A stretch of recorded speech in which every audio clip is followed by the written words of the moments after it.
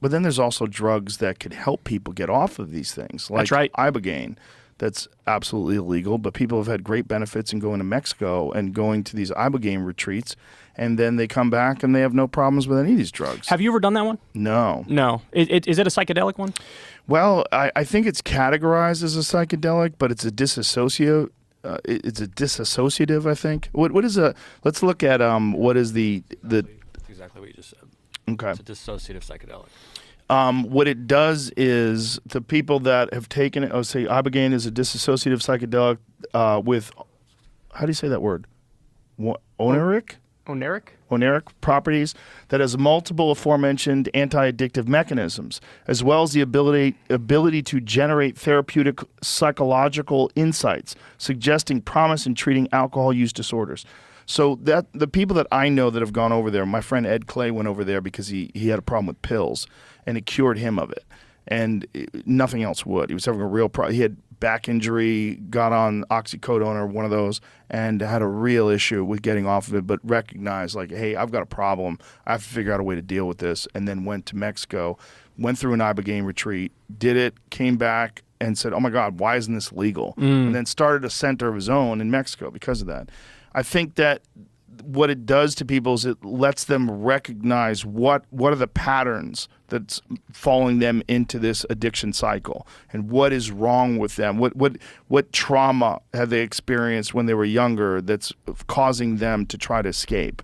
Yeah, it's for a lot of people, I think drugs like that are kind of like psychological resets. Yes. You know, and like you mentioned before, we've seen this. There's a whole bunch of studies coming out now with MDMA, with psilocybin, Yes. and treating people who have severe PTSD, depression, anxiety, end-of-life concerns. You know, you get diagnosed with terminal illness, and you feel like you don't even have the fucking will to live, and then you take a trip on the right substance, and all of a sudden you feel hope, you feel happy. Yes. You know, and so these things have tremendous benefit, but it's a very weird approach that we've had from the top down now for a long time, where it's just viewed as just say no, it's all evil, it's all wrong. Look, these things are benefits, man. I mean, every morning I wake up, I have caffeine. Yeah. Caffeine's a fucking drug. Yeah. Right?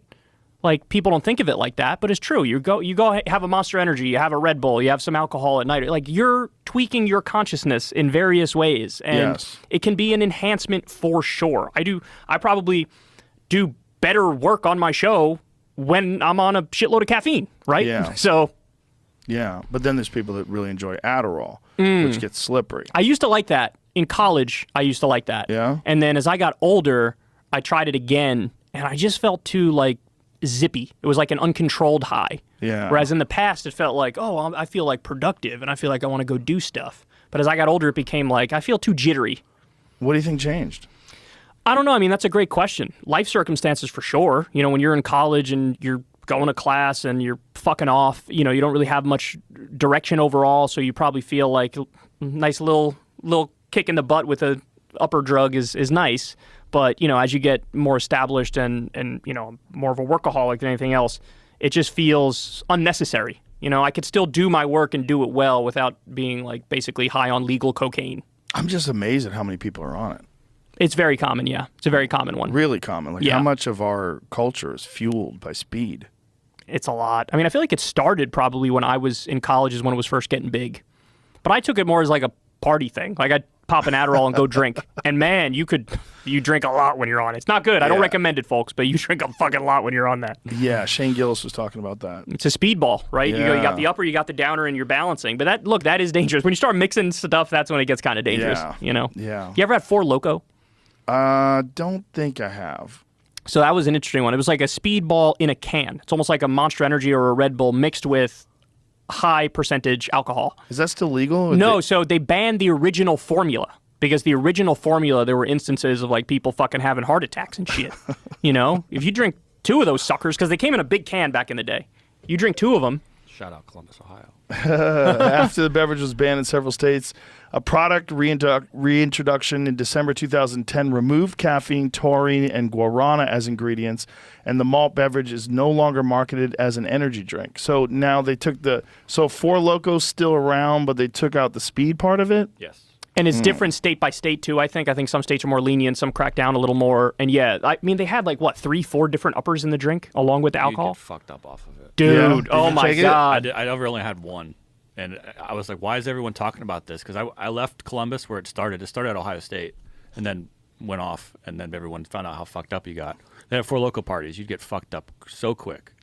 It's I don't ridiculous. understand what Back- the caffeine and alcohol would do to each other. Back when I was a car salesman, fucking miserable. I didn't want to fucking sell cars, but it was like, I graduated into the worst economy since the fucking Great Depression. I graduated into the Great Recession. And I was like, all right, I guess I'll go do this. Or I had a political science degree. I'm like, what am I fucking doing sell cars? So I go to sell cars. And there were some great people. I love the people who I worked there with. And on a slow day, towards the end of the day, we'd fucking bust out. I would drink a 4 Loko at work. One of my buddies, Gary, shout out to Gary if you're still around, man. He would have a Foster's. He would drink a big Foster's can. You go to the grocery store, got the big Foster's can. And you would get fucked up, man. Holy shit. 4 Loko is back, but this time in China, where it's called Lose Virginity Liquor. Jesus Christ. They also marketed as, Imagine that fucking name.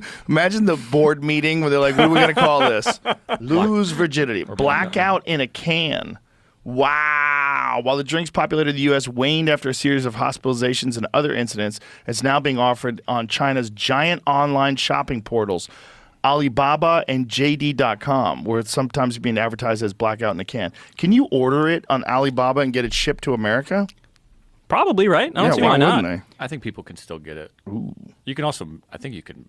We should have Probably a 4 Loco episode. Oh, Stop. dude. Oh, man. We should do it's a strong high. Lose Protect Your Your Parks. Virginity episode. We should do that with a Protect Our Parks one day. If you guys all drink, oh my God, you guys drinking 4 Loko will be crazy. Find out if you can get it. Even it's just strong. It was 12%, which is part of what it is. right. Like a beer is maybe 5. Yeah. 6, 7 if you're going wild. 9 if you're in Canada. Yeah, exactly. This is 12. This is almost like shots of liquor. And the problem is it tastes fucking good. Ooh. So you can down a can. You Right. can down a can and you're like, I like this. Oh, no. And then it hits you later on. Oh, you're like, no. But you like it because it's up, down. You don't know what you're doing, but you feel good.